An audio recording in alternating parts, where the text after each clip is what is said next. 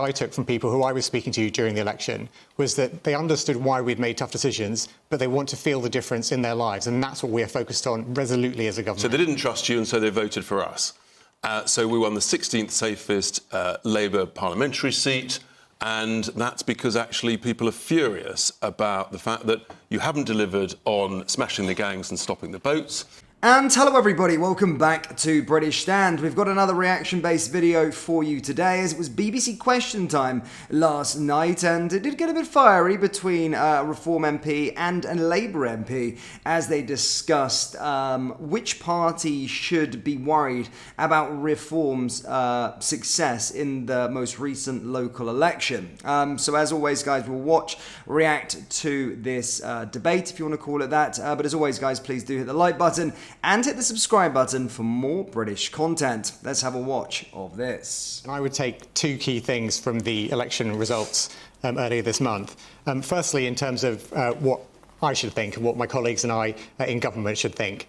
And I think what's really important for us to recognise is that people are still really angry at the state of the country. The state of the country as it was at the general election last year, the reason why a lot of people voted for a new government, why people voted for change, a lot of that still needs to change, and people need to feel that change in their lives in terms of money in their pockets, in terms of NHS waiting lists and so on. And we can point to what we've done in the first 9 or 10 months with NHS waiting lists coming down 6 months in a row, national minimum wage going up £1,400, pensions going up £470.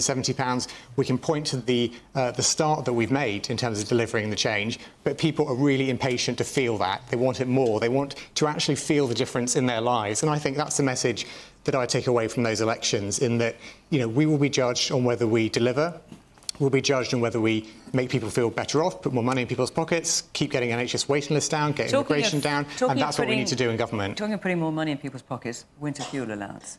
That came up a lot on the doorstep. That's what lots of your MPs are saying. You know that lots of Labour MPs, including one former cabinet minister, are very, very unhappy about the performance of Labour at the moment.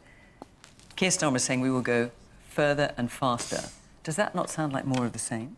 Well, let me explain to you exactly what I think Keir Starmer meant when he said go further and faster, and certainly how I understand it listening to the electorate. When I was knocking on doors in the recent local elections, and some people did mention the winter fuel payment, and a lot of people would say to me, look, it was a tough decision. We know it was a tough decision. We know you've had to make lots of tough decisions because of what you inherited.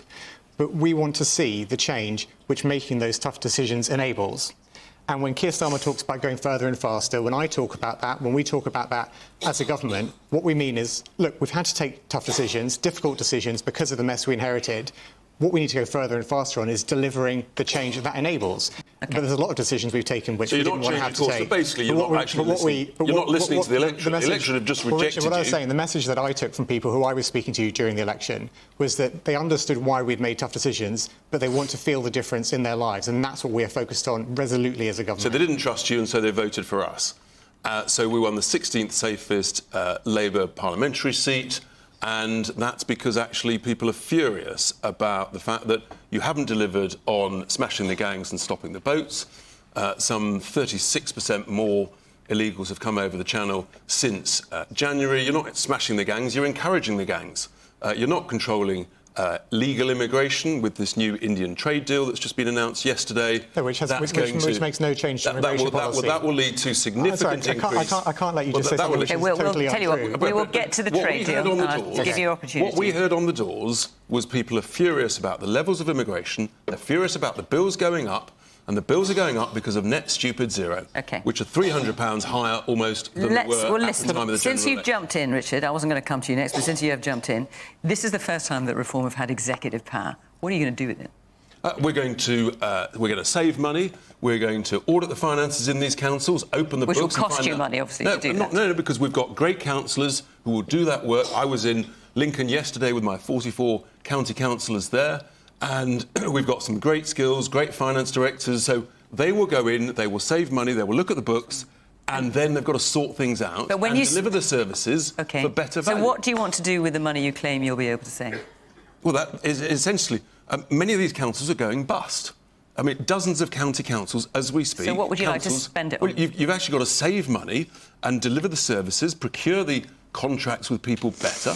Not a single political party in the UK, and certainly none of the parties represented around this table, are offering solutions to the issues that we face.